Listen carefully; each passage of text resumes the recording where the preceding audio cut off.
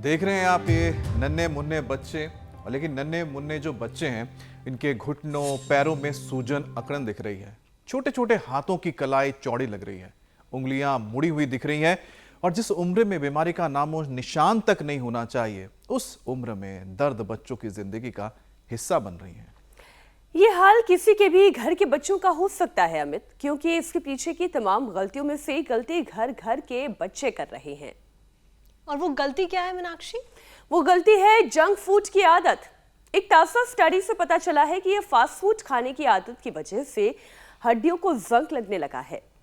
Study की माने तो ऐसे खाने में शुगर और सॉल्ट का लेवल बहुत ज्यादा होता है, जो बोन्स को नुकसान पहुंचाता है। इससे यूरिन में कैल्शियम बढ़ जाता है और ये कंडीशन लगातार बनी रहे तो किडनी प्रॉब्लम, पथरी होने का डर तो बढ़ता ही है, हड्डियां भी कमजोर हो जाती हैं।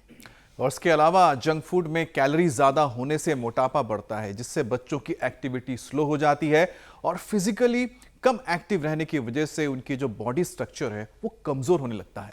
ऐसे बच्चों को 30 साल की एज के बाद ऑस्टियोपोरोसिस जैसे तमाम हड्डियों के रोग होने का खतरा दूसरों के मुकाबले ज्यादा होता है, क्योंकि हेल्थ एक्सपर्ट ये मानते हैं आफ्टर 30 हर साल बोन डेंसिटी आधे से 1% तक घटती है। यानी ये कह सकते हैं कि बचपन की एक गलत आदत पूरी जिंदगी भर का दर्द बन सकती है। बिल्कुल ठीक कह रहे हैं श्रुतिका आप। उम्र भर तो छोड़ो, बचपन में ही हड्डियों के फ्रैक्चर का खतरा बढ़ जाता है, हाथ पैर टेढ़े मेढ़े होने लगते हैं। इसलिए लेटेस्ट स्टडी ये दावा कर रही है कि आने वाले कुछ साल में दुनिया का हर 8वां शख्स बिगड़ा बॉडी स्ट्रक्चर लिए घूम रहा होगा। और ऐसा ना हो इसके लिए जरूरी है कि बच्चों में कुछ लक्षणों का ध्यान रखें, जैसे उन्हें ज्यादा कमर दर्द तो नहीं होता है, उनके स्कल की जो हड्डी है वो सॉफ्ट तो नहीं हो गई है, घुटने मुड़ के आपस में तो नहीं टकरा रहे हैं, उनकी कलाई तो चौड़ी नहीं हो रही है। लक्षणों पर नजर तो रखें ही, साथ ही साथ अपनी लाइफस्टाइल भी सुधारें, क्योंकि जैसा आप करेंगे आपके बच्चे भी वही सीखेंगे। इसलिए शुरुआत खुद से कीजिए।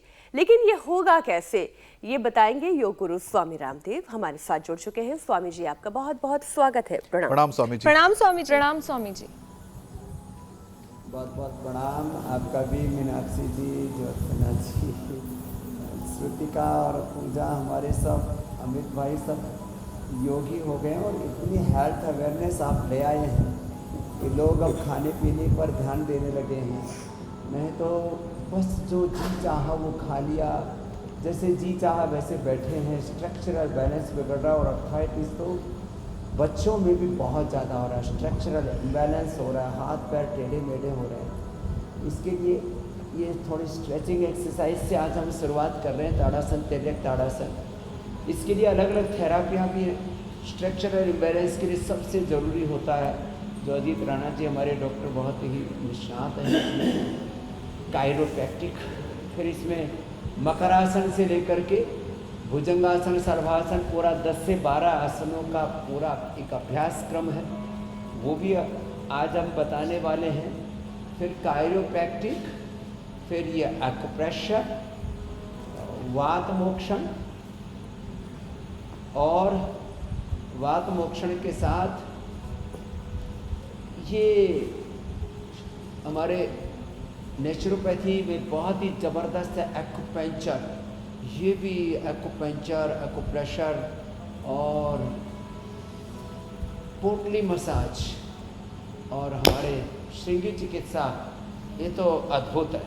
इसमें लीच थेरापी और ये श्रृंगी चिकित्सा, इसको आयुर्वेद में रक्त मोक्षण कहा जाता है। ये वात रोगों के लिए अप्रतिम है। वर्षों का दर्द, 10 वर्ष का दर्द 10 मिनट में गायब हो जाता है। तो थोड़ा थोड़ा सूक्ष्म व्यायाम यहाँ से आज हम शुरुआत कर रहे हैं। वैसे भी ये हल्के फुल्के व्यायाम करके ना बॉडी का वार्म अप भी अच्छा हो जाता है। यहाँ से शुरू करके मधु की तरह जो एडवांस योग कर सकें वो भी साथ साथ हमारी बिटिया कर रही है। लंबे लंबे श्वासों के साथ ये सूक्ष्म व्यायाम जोड़ों के दर्द के लिए अप्रतिम है। फिर जिनसे बन पाए वो पीछे झुक करके श्वास अंदर, आगे झुकते समय श्वास बाहर। जो बचपन से ही ये सूर्य नमस्कार करते रहेंगे उनका तो इस स्ट्रक्चरल इम्बैलेंस वाला जो बहुत बड़ा कष्ट है उससे वो बच जाएंगे। ऐसे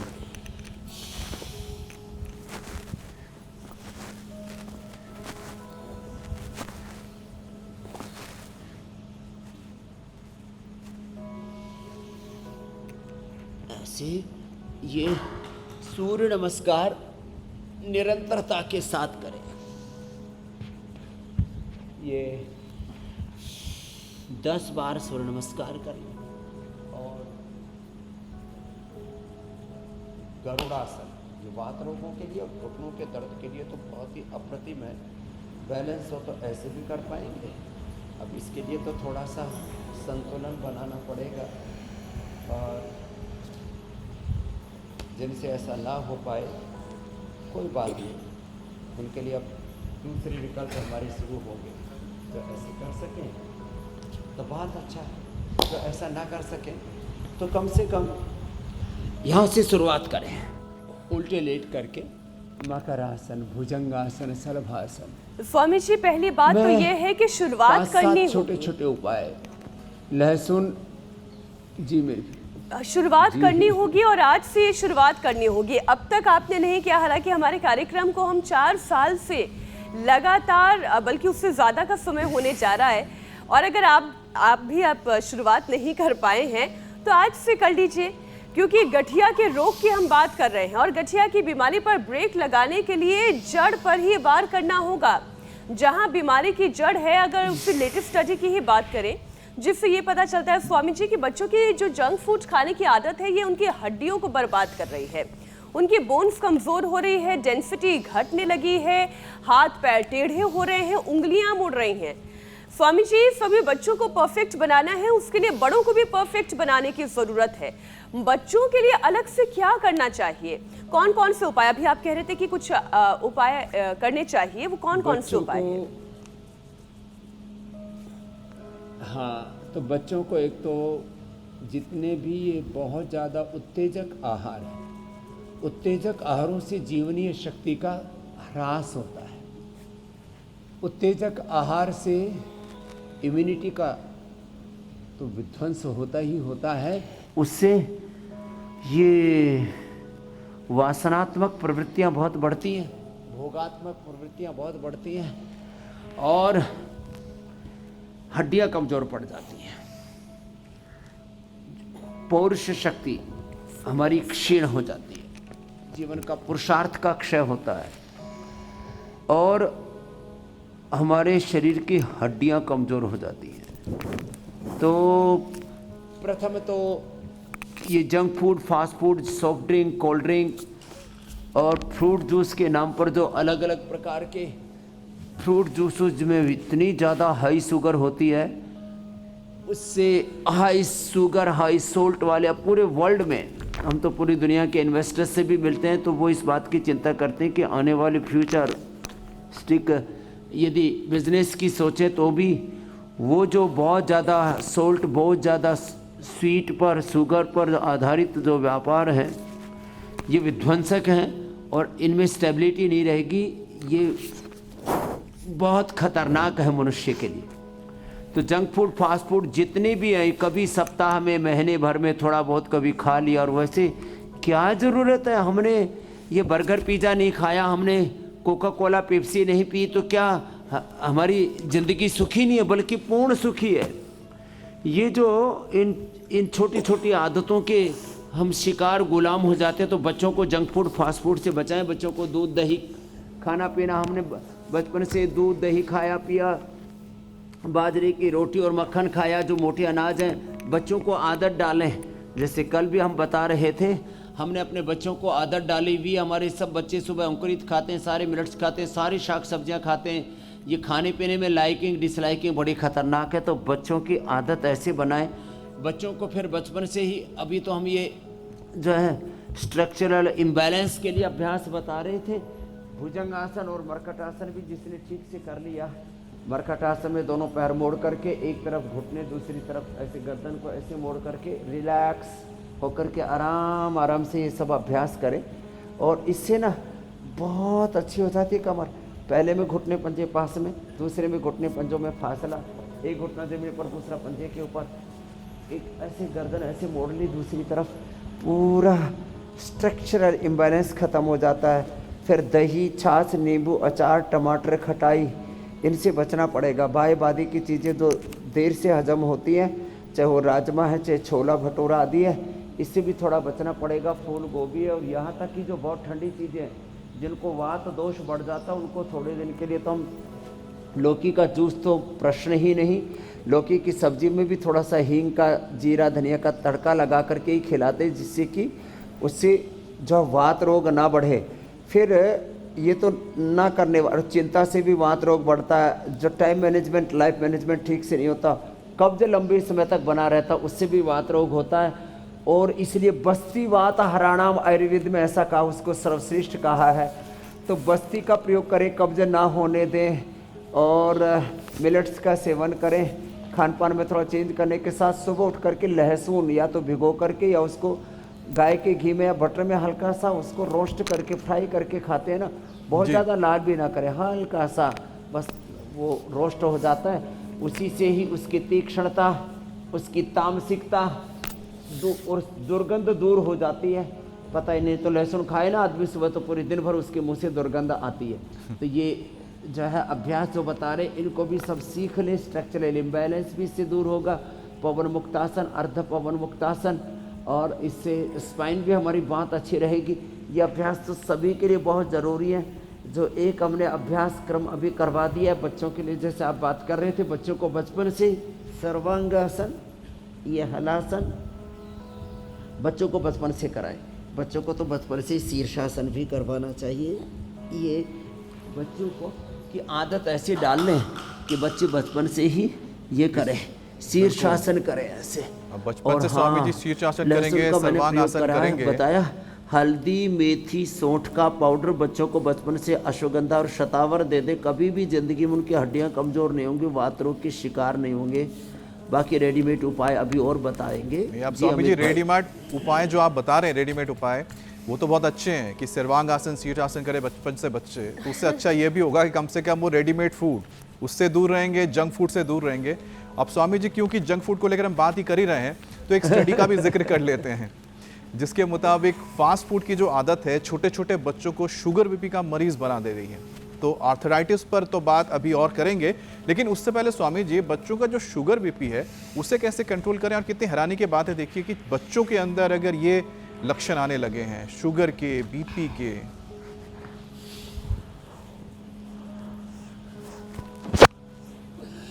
छोटे बच्चों को टाइप 1 डायबिटीज़ हो रहा है, छोटे बच्चों का लीवर गड़बड़ा रहा है, छोटे बच्चों को प्रोटीन लीकेज है, छोटे बच्चों का क्रिएटिनिन बढ़ रहा है। अर्थराइटिस की तो आपने बात ही की है।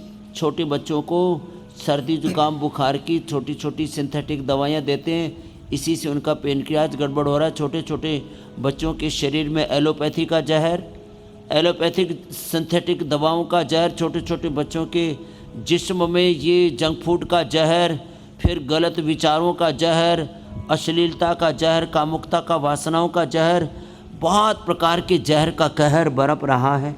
बच्चों को बचपन से शीर्षासन, मंडूकासन तो बहुत इजी है ना, ये कराएं। वात रोगों के लिए मैं बता रहा था हल्दी, मेथी, सौंठ का पाउडर और अश्वगंधा, शतावर, ये तो बच्चों को, वैसे बेटों को अश्वगंधा, बेटियों को शतावर पहले बचपन से दिया करते थे। छोटे बच्चों को 1 चुटकी भर, बड़े बच्चों को 1-2 ग्राम, और फिर जो बड़े हो जाते थे वो 1-1 चम्मच अश्वगंधा शतावर खाया करते थे। 100 साल तक उनकी इम्यूनिटी अच्छी रहती थी, 100 साल तक उनको वात रोग, गठिया जैसे कोई ये समस्याएं नहीं होती थी।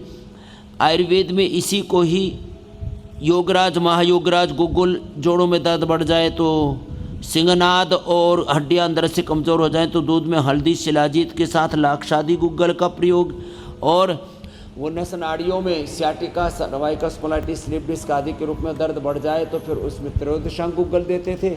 हमने इसको पीडानिल गोल्ड ऑर्थोग्रिड के रूप में दिया। खाली पेट पीडानिल खाने के बाद ऑर्थोग्रिड, अंदर से हड्डियाँ ज़्यादा ही कमज़ोर हो गई, कंकाल तंत्र कंगाल हो गया, तो अश्वगंधा, अश्वशिला दिया। और एक खास बात, 5 चीज़ों का मैंने जूस बताया, आज गौर से सुने उसको।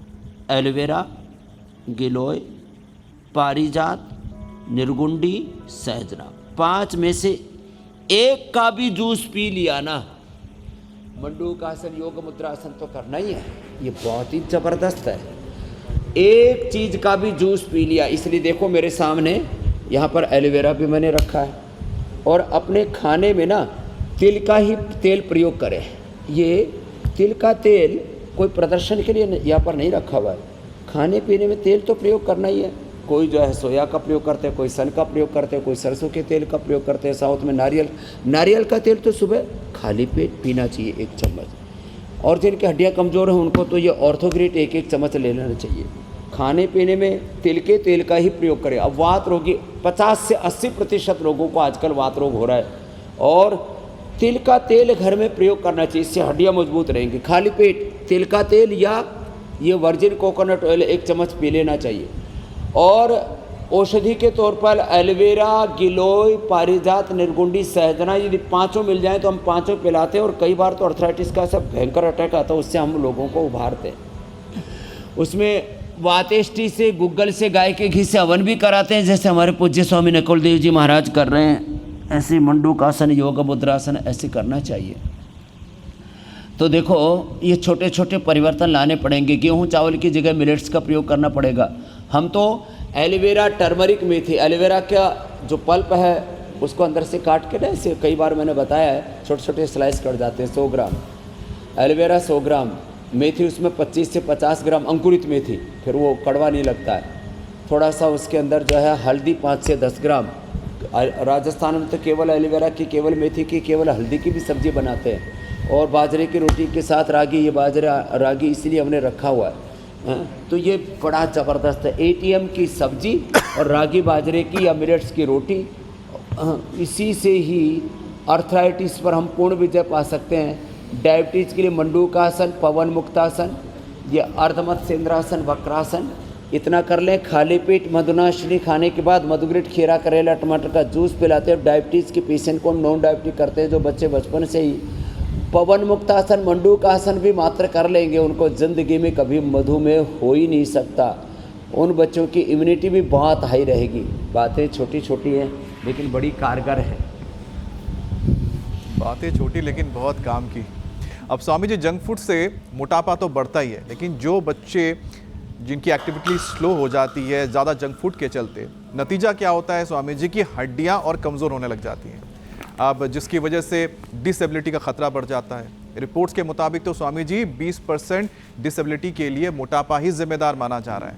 तो स्वामी जी अब इसका इलाज भी आप बताएं, ताकि जो बच्चे हैं खेल खेल में ही मोटापा शेड कर जाएं और तंदुरुस्त बन जाएं। अरे बच्चे शुरू में तो गोलू मोलू से अच्छे लगते हैं बहुत अच्छे लगते हैं, लेकिन वो गोलू मोलू फिर जब बड़े बड़े गोलू मोलू हो जाते हैं तो हमारे बड़े वाले बच्चे भी थोड़े गोलू मोलू हो गए। देखो इधर ही गोलू मोलू इधर बैठा है, एक गोलू मोलू उधर बैठी है। अब बच्चों आपको क्या करना है, अनाज बंद, खाली सलाद खाना है, सब्जियां खानी है और गर्म पानी पीना है। चलो ये अभ्यास करो, ये ऐसे, ये 100 बार शुरू करके 1000 बार तक धीरे धीरे जाना है। तो जो है छोटे छोटे बच्चे भी और बड़े भी ऐसे ही थोड़े थोड़े मोटे होते हैं, फिर कहते हैं अरे ये तो धीरे धीरे, पहले तो 2-3 किलो बढ़ा था, 5-10 किलो बढ़ा था, अब तो ये 25 किलो बढ़ गया। जैसे एक बच्चे के बारे में कल बता रहा था, मैंने देखा तो पहले मिला था मेरे को 75 किलो का और दोबारा मिला 6 महीने में 1.5 क्विंटल का। अरे मैंने कही बढ़ा तो तेरे को पता ही नहीं लगा? बोले जी हाँ पता तो लग रहा था, जब मैं 75 से 80 का हुआ तो लगा ठीक कर लूँगा, फिर लगा अरे कोई बात नहीं थोड़ा ही तो बढ़ा है, फिर 90 हुआ, फिर 100 हुआ, फिर तो बोले मैंने कंप्रोमाइज ही करे, बोले जितना भी बढ़ता है बढ़ने तो देखी जाएगी। ये देखी नहीं जाएगी, एकदम जैसे ही जरा सा वेट बढ़े तुरंत उसको रिवर्स गियर लगाओ, खदेड़ दो, हटा दो, मिटा दो, भगा दो। बोले तेरे लिए मेरे भीतर जगह नहीं है। बीमारी को पाल पोस के संभाल के नहीं रखा जाता है, पनाह नहीं दो उसको, बेपनाह बढ़ेगी। फिर जरा सा मोटापा बढ़ा, जरा सी शुगर बढ़ी, जरा सा बीपी बढ़ा, जरा सा अर्थराइटिस अस्थमा बढ़ा, जरा सा स्ट्रेस बढ़ा, अरे बोले तो बढ़ता ही है, बढ़ने दो कोई बात नहीं। फिर धीरे धीरे वो इतना बढ़ जाता है कि अपने को बहुत दुख देता, बहुत रुलाता है। तो ये 2 अभ्यास तो ऐसे, और ये 3 अभ्यास ऐसे लेट के, देखो ऐसे ऐसे। तो अब मोटापा हमें नहीं रुलाएगा, बीमारियां हमें नहीं रुलाएंगी, ये मोटापा रोएगा। अरे भाई गलत जगह आ गया, भाग यहाँ से, अब ये तो योग करने लग गया, अब ये मेरी रहने की जगह नहीं बची। जहाँ पुलिस का प्रशासन का ज़्यादा पहरा हो जाता है ना, वहाँ अपराधी छोड़ के भाग जाते, शत्रु वहाँ से भाग जाते। तो आप लोग भी इन रोग रूपी शत्रुओं को खदेड़ दो, योग का पहरा लगा दो, एक एक पैर से, दोनों पैरों से। फिर गोधन अर्क, वेट गो, मेदोहर, अश्वगंधा का प्रयोग, थोड़ा उपवास बड़ा अच्छा रहता है। फिर जैसे आदत डालो ना, उपवास की आदत डालो तो फिर उपवास करने का से तन मन बड़ा खुश रहता है, हल्का रहता है। खाने की आदत डालो तो सुबह से शाम तक आदमी चढ़ता ही रहता है। जो खाने की आदत डालो वैसी चीज़ें बार बार खाने की इच्छा होती है। ये शरीर, इंद्रिय, मन का ऐसा स्वभाव है, जिस वातावरण में, जिन व्यक्तियों के साथ, जिस प्रकार के आहार में इसको आप एडजस्ट करोगे वैसे ही एडजस्ट कर लेता है। ये बनाया तो अच्छे के लिए था, लेकिन ये बुरी चीज़ों के साथ जब हम एडजस्टमेंट कर लेते हैं ना, कंप्रोमाइज़ कर लेते हैं ना, वो सब गड़बड़ है। तो मोटापा अब किसी को नहीं रहेगा। जो उपाय हम बताते हैं इनको अपनाएंगे, बच्चों से लेकर के बड़े तक सब पतले हो जाएंगे। कितनी कितनी बार करने के लिए बोला है? जोर से तो बोलो। 100 बार करना है। और ये जो चटोरी जीभ है ना, ये लपर लपर करती रहती है। अच्छा, खा पी करके ये तो मस्त रहती है। आज तक किसी की जीभ मोटी हुई? जीभ मोटी नहीं होती है, पेट मोटा होता है, कुल्ले मोटे होते हैं। स्वामी जी, तो सारे गुनाह जीभ करती है और भुगतना शरीर को पड़ता है। खराब बोली जो है ये जुबान कह जाती है, और उसके बाद फिर तनाव पूरे शरीर को लेना पड़ता है, शरीर पे पड़ते हैं। स्वामी जी, कम उम्र में हड्डियां कमजोर होने की एक और भी बड़ी वजह है, वो ये कि विटामिन डी की कमी बच्चों में बहुत हो रही है। दिन भर या तो घर में रहते हैं या फिर स्कूल में रहते हैं। स्कूल में भी आउटडोर गेम्स कितने होते हैं। हालांकि कोशिश तो सभी स्कूल वाले भी करते हैं कि बच्चे आउटडोर गेम्स खेलें, लेकिन तब तक वो सुबह वाली धूप तो जा चुकी होती है। तो स्वामी जी, खुले आसमान के नीचे खेलना उन्हें कम भाने लगा है। अगर चले भी जाएं तो तुरंत उनका स्टेमिना जवाब देने लगता है। तो स्वामी जी, इसके लिए क्या करना चाहिए कि हड्डियां मजबूत बने, विटामिन डी मिले? जी, धूप का, सूर्य के प्रकाश का एक्सपोजर, सनलाइट का एक्सपोजर 45 मिनट्स का सबको होना चाहिए। ये बच्चों से लेकर के बड़ों तक कितना 80% लोगों को विटामिन डी की डेफिशिएंसी है, B12 की डेफिशिएंसी है।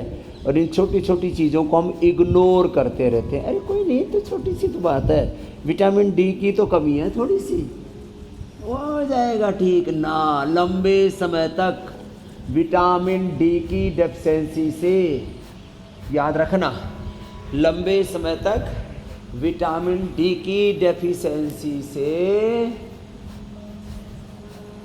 विटामिन B12 की डेफिशिएंसी से कैंसर हो सकता है। हड्डियां पूरी भुरभुरी हो जाएंगी और पूरे शरीर ऐसे स्टिफ हो जाएगा। ये सारे लोगों में स्टिफनेस इसीलिए आ रही है। लोग इस छोटी सी बात की अवहेलना करते हैं। अरे विटामिन डी की डेफिशिएंसी है, इससे क्या फ़र्क पड़ता है? ये तो बहुत माइक्रो लेवल पर होती है। ये माइक्रो लेवल पर ही डेफिशिएंसी विटामिन डी और B12 की, ये आपको कैंसर दे सकती है। Osteopenia, osteoporosis, arthritis, rheumatoid arthritis पर इसी से घुटने जल्दी घिस रहे हैं, कमर जल्दी घिस रही है। हमारी तो नहीं घिस रही कमर, हमारे घुटने तो नहीं घिस रहे, कार्टिलेज नहीं घिस रहे।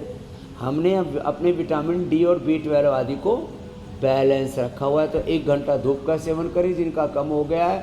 विटामिन डी के लिए न्यूट्रिला विटामिन डी जो लाइकेन से नेचुरली बनाते हैं। B12 का सबसे अच्छा सोर्स है मोरिंगा, इसलिए मैंने बताया था ना, ये जो 5 चीज़ें बताई ना, मोरिंगा से विटामिन बी और बी कॉम्प्लेक्स पूरा का पूरा एक बी, विटामिन बी की पूरी श्रेणी है, श्रृंखला है।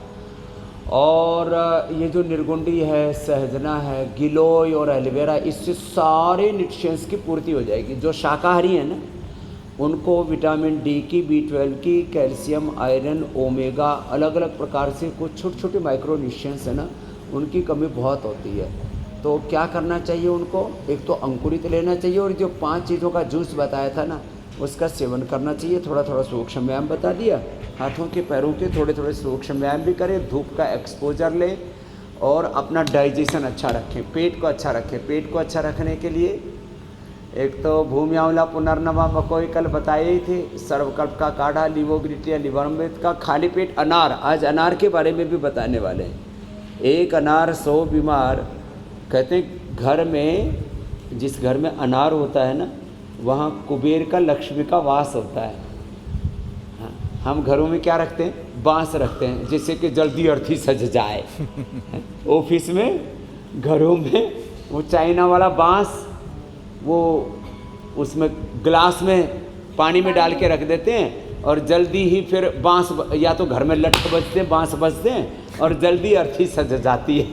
तो ये उल्टी पुल्टी चीज़ें घरों से निकालें। ये सब उल्टा पुल्टा काम बहुत हो रहा है। तो घर में क्या लगाएं? अनार लगाएं, घर में तुलसी लगाएं, गिलोय लगाएं। तो ये सब उल्टी पुल्टी चीज़ों से फिर आज अब उल्टा उल्टा काम नहीं करना है स्वामी जी। आज अनार के बारे में विस्तार से और अब आगे सारे काम बताएंगे। सीधे सीधे करने हैं, और सीधे सीधे काम कौन से, वो तो आप बता ही रहे। खराब बॉडी स्ट्रक्चर स्वामी जी, इससे बच्चे भी परेशान हैं, बड़े भी परेशान हैं। बॉडी शेप परफेक्ट बनाने के लिए बारी बारी से अलग अलग पॉइंट्स को हम टच कर लेते हैं। जैसे सबसे पहले बात कर लेते हैं स्पाइन की। रीढ़ की हड्डी की ये जो स्टिफनेस है, उसे ख़त्म करके उसे लचीला बनाने के लिए कौन कौन से योगाभ्यास किए जा सकते हैं और खाने पीने में कौन सी सावधानियां बरतनी है स्वामी जी? यहाँ से शुरुआत करते हैं बॉडी स्ट्रक्चर। खड़े होकर के, तो स्पाइन की खड़े होकर के उस, ये जो है अर्ध चक्रासन, देखो बहुत सरल, ये करना है। पीछे झुके तो अर्ध चक्रासन हो गया। पूर्ण चक्रासन तो थोड़ा मुश्किल है, और उसको स्टिफनेस को कम करने के लिए इतना झुकना चाहिए शुरू में। ज़्यादा कमर में दर्द है तो ज़्यादा ना झुके। अब ये पूर्ण चक्रासन तो जो मधु बेटी कर रही है, इसके लिए थोड़ा प्रैक्टिस रिक्वायर्ड है।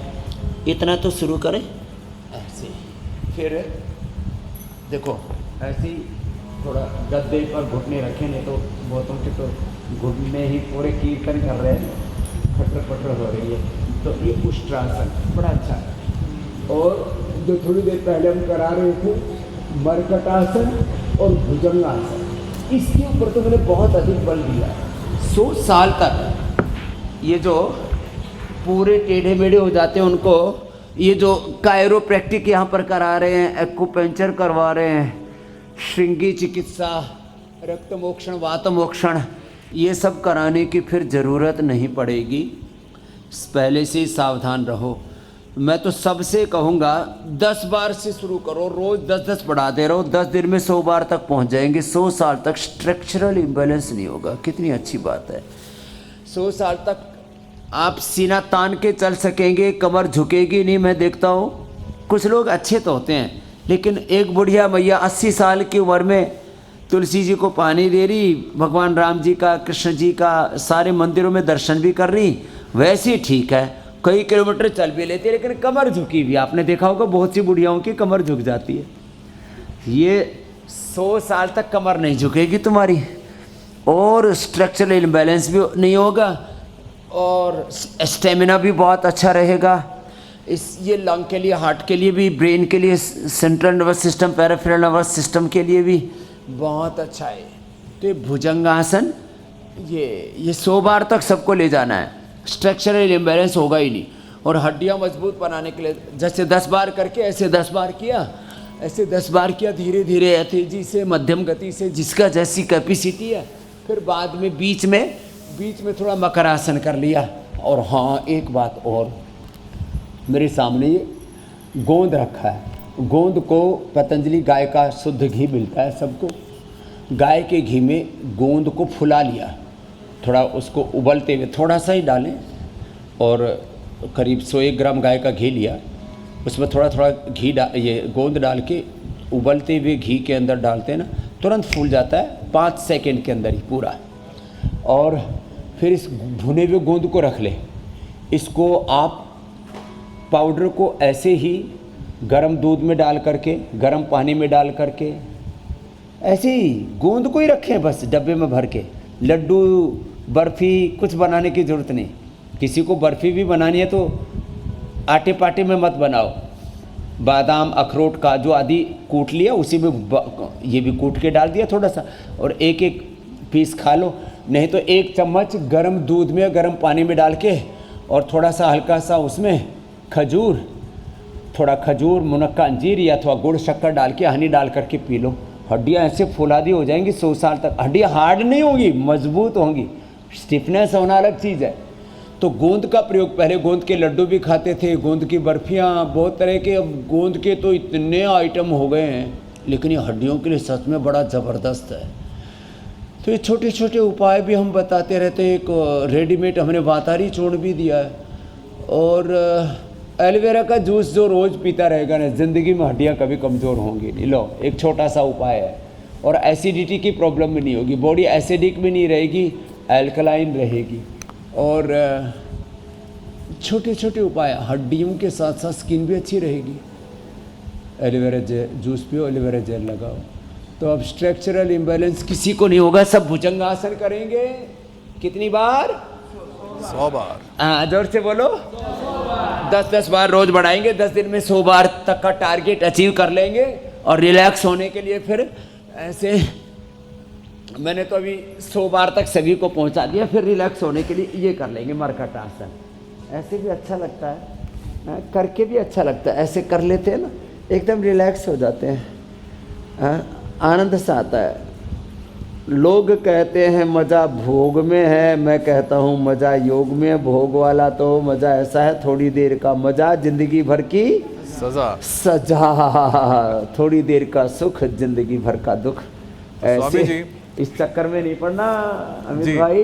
बिल्कुल नहीं स्वामी जी, बच गए हो आप। हम तो बच गए, आपके शरण में आ गए। जो आपके शरण में नहीं आया वही पछता रहा होगा स्वामी जी।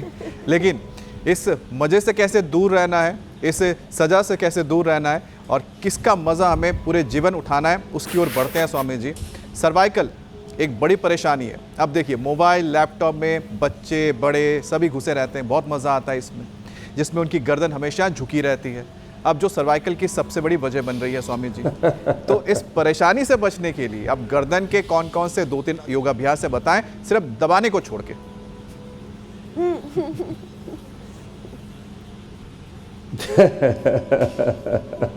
देखो, ये आपने ठीक कहा।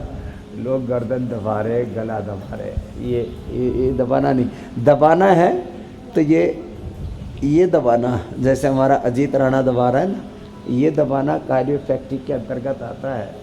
और ये देखो, ऐसे मरकट आसन, ये गर्दन के लिए बड़ा अच्छा है। ये सेतुबंधासन, ये भी गर्दन के लिए बड़ा अच्छा है।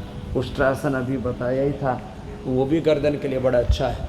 इसमें गर्दन की भी एक्सरसाइज हो जाती है। और फिर एक अभ्यास और है, ऐसे ही गर्दन को थोड़ा सा आगे दबाया, थोड़ा पीछे दबाया, थोड़ा दाईं ओर दबाया, थोड़ा बाईं ओर दबाया, थोड़ा दाईं ओर घुमाया, थोड़ा बाईं ओर घुमाया, थोड़ा गोल गोल घुमा लिया। लो देखो, गर्दन का कितना अच्छा अभ्यास। अब इससे ही गर्दन एकदम अच्छी रहती है। और सीधे बैठने की आदत डालें। कुछ लोग ऐसे बैठते हैं अमित भाई जी, ऐसे गर्दन झुका के, वो मोबाइल के समय नहीं, ऐसे ही बैठते हैं। किसी से बात भी करेंगे तो जो बैठने का पोस्चर ठीक करना पड़ेगा, लेटने का पोस्चर ठीक करना पड़ेगा। तो बैठने का, खड़े होने का, लेटने का, सोने का पोस्चर ऐसे रहे। कमर, रीढ़ की हड्डी सीधी रहनी चाहिए। इस बात के ऊपर हम बहुत ज़्यादा फोकस करते हैं अपने पतंजलि गुरुकुलम आचार्य कुलम में। हम इस बात को सिखाते भी लोगों से। 99% लोगों का बैठने का पोस्चर अच्छा बिल्कुल नहीं होता है। स्वामी जी, हमसे भी एक गलतियां किसी भी कारण से यूँ गर्दन झुका करके बैठेंगे, कुछ तो ऐसे ही बैठते हैं, ऐसे ही बैठते हैं।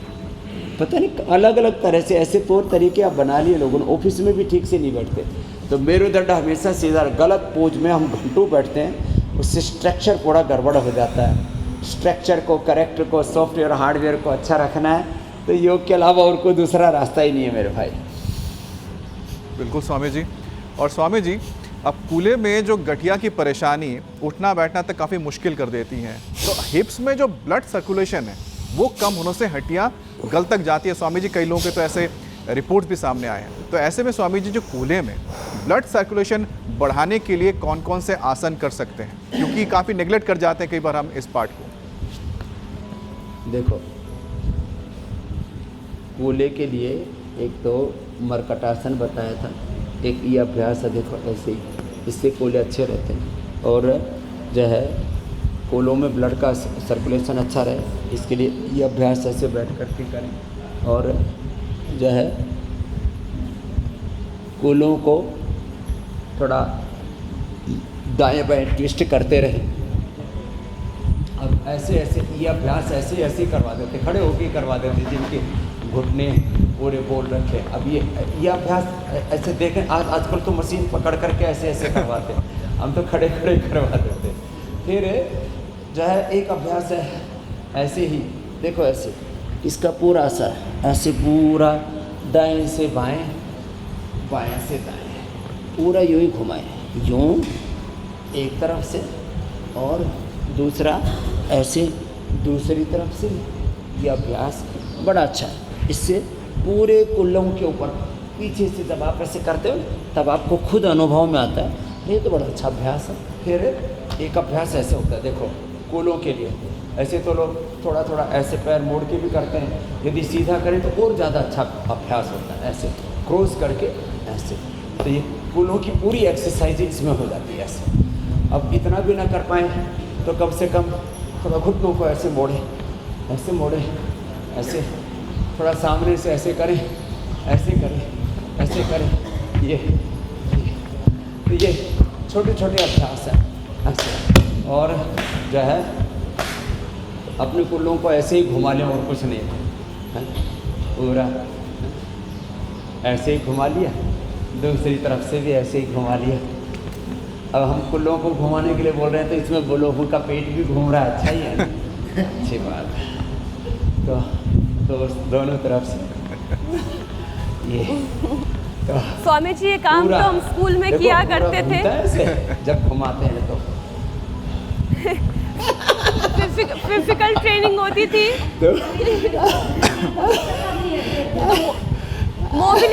मोबिलिटी चेक करने के लिए कि कमर उमर की मोबिलिटी ठीक है या नहीं। खूब ये काम किया है। बटरफ्लाई भी अच्छा है। और वो रिंग घुमाते हैं ना बच्चे, रिंग घुमाते हैं ना कमर से, वो हाँ। बड़ी अच्छी है मीनाक्षी जी, रिंग घुमाना वो भी बच्चे बहुत अच्छे से घुमाते हैं। आपने देखा होगा पतंजलि गुरुकुलम में, देव प्रयाग में। स्वामी जी, आपके बच्चे तो एक्सेप्शनली मतलब वेल हैं, बहुत ही शानदार हैं। अभी हम तो यही उम्मीद करेंगे कि पूरे देश के बच्चे इसी तरीके के अभ्यस्त बने, अच्छे बने, हेल्दी बने।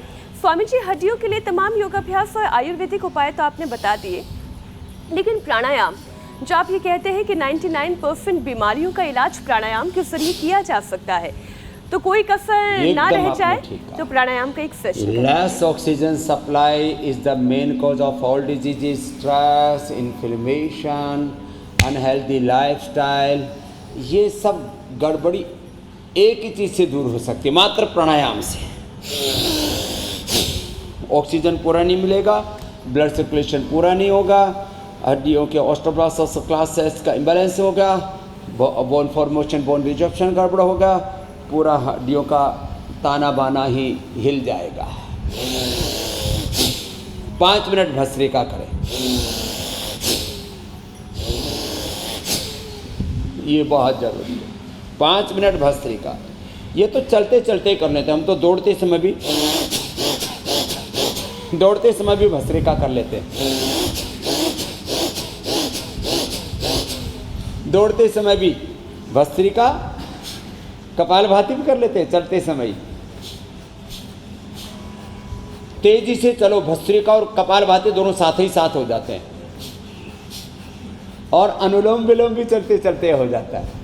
और हाँ, फ्रंट वॉक के साथ बैक वॉक, फ्रंट रनिंग के साथ बैक रनिंग, ये भी बड़े अच्छे अभ्यास हैं।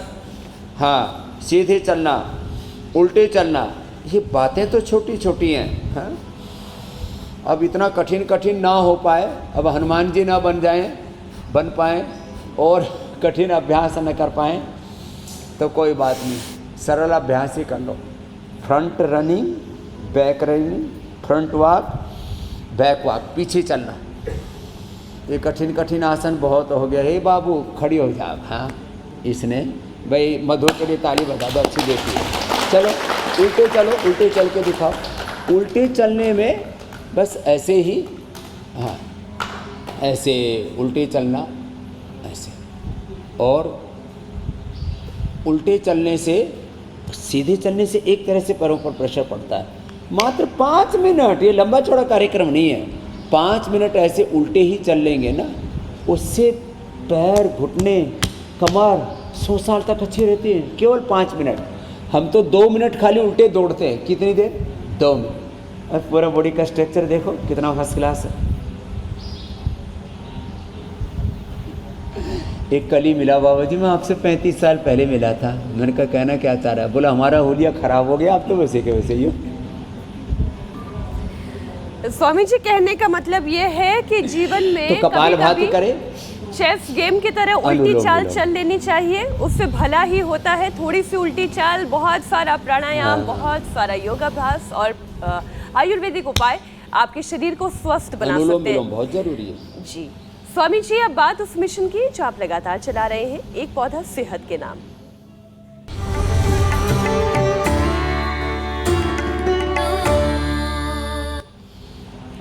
स्वामी जी, आज कौन सा पौधा सेहत के नाम? मैं कह रहा था कुबेर का, लक्ष्मी का वास होता है अनार में, ये और ये बड़े से गमले में लगा लेना। अब देखो अनार के पत्ते, मैंने कई बार बोला है, सर्वकल्पवाद में अनार के, अमरूद के पत्ते मिला करके पियो, हर्निया ठीक हो जाता है। ये अनार जो है, इसके फूल भी बड़े अच्छे लगते हैं। अनार सुबह सुबह खा लो, इससे पेट अच्छा हो जाता है। ये कोलाइटिस की तो परम औषधि है। अनार का जूस पीने से, ये अनार जो है ना, इसका जूस पीने से पूरा शरीर शुद्ध हो जाता है। हार्ट की आर्टरीज, ब्रेन, पूरा बॉडी का इन्फ्लेमेशन एकदम बाहर निकल जाता है। अनार, गाजर, चुकंदर का जूस पीने से हीमोग्लोबिन, मैं रोज़ अनार का सेवन करता हूँ। हाँ, ये मेरे अपने हेल्थ का सीक्रेट एक बताता हूँ। रोज़ अनार का सेवन करता हूँ, इसलिए मेरा हीमोग्लोबिन 17.5 रहता है और थकान कतई नहीं होती है। और स्किन, जैसी मेरी माँ ने मुझे जन्म दिया था, दास कबीर न्यायसी ओढ़ी ज्यों की त्यों धर दीनी, और मूर्ख लोग भेद नहीं जाने, दिन दिन मैली कीनी, चेहरे पर, जीवन में, शरीर में दाग लगे रहते हैं। ये स्किन को भी बहुत अच्छा कर देता है। तो अनार जो खाएगा वो कभी बीमार नहीं होगा, जो खाएगा अनार वो नहीं होगा कभी बीमार। अपने घर में अनार जरूर लगाना, सुख संपदा घर में आएगी और जीवन में आनंद ही आनंद रहेगा, स्वास्थ्य भी मिलेगा, समृद्धि भी मिलेगी, शांति भी। अब स्वामी जी, बारी वायरल दावों की सच्चाई की है।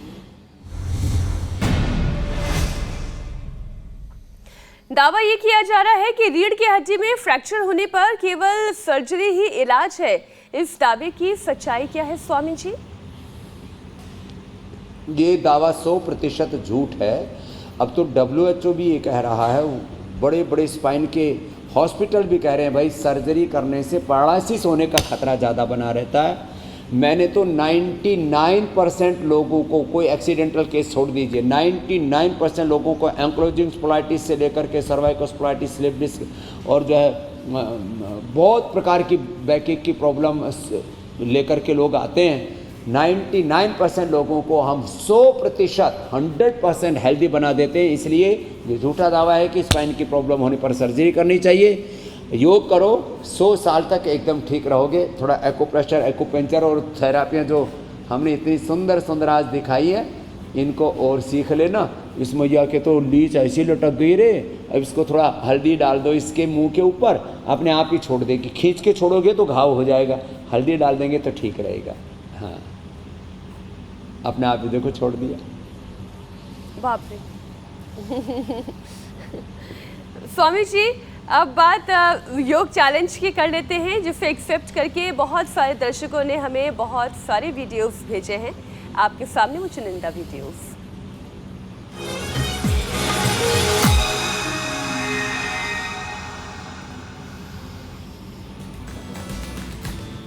गुरुग्राम से, उत्तर प्रदेश से, हरियाणा, गुजरात, नई दिल्ली से सभी ने ये योग चैलेंज एक्सेप्ट किया है। स्वामी जी, महाराष्ट्र, राजस्थान, जमशेदपुर, कोई राज्य बाकी नहीं रहा। बोलो तुम। नेहा, नीलिमा, प्रीति, पवित्र, बहुत अच्छा किया है। राधा ने तो बहुत ही अच्छा सुंदर किया। कर रहे हैं और हर एज ग्रुप के कर रहे हैं।